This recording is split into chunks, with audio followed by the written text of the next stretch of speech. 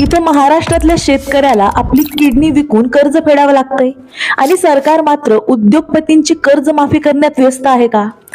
चंद्रपूर मधल्या एका शेतकऱ्यानं 2च दिवसांपूर्वी फक्त कर्ज फेडण्यासाठी म्हणून किडनी विकण्याचा एक अघोरी प्रकार समोर आला. तो तरी बिचारा बळीराजा करणार तरी काय? शेताला माल नाही, हाताला पैसा नाही आणि अशीच अवस्था सध्या महाराष्ट्रातल्या अर्ध्यापेक्षा जास्त शेतकऱ्यांची आहे.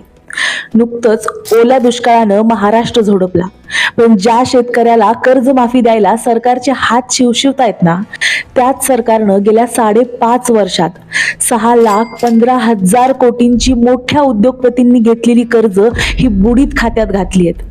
एकीकडे देशाला जगवणारा बळीराजा कर्जमाफीसाठी अक्षरशः रस्त्यावर उतरून या सरकारला भीक मागत असताना सरकार मात्र बिझनेसमन्सची कर्जमाफी करण्यात व्यस्त आहे का?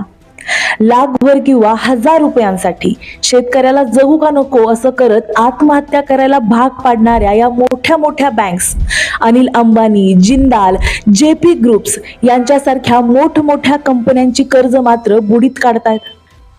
शेतकऱ्याच्या मानगुटीवर बसून उद्योगपती पोसणाऱ्या या सरकारच्या धोरणाबद्दल तुम्हाला काय वाटतं हे आम्हाला कमेंटमध्ये नक्की सांगा. हा व्हिडिओ आवडला असेल तर लाईक करा, शेअर करा आणि प्राईम संवादला नक्की फॉलो करा.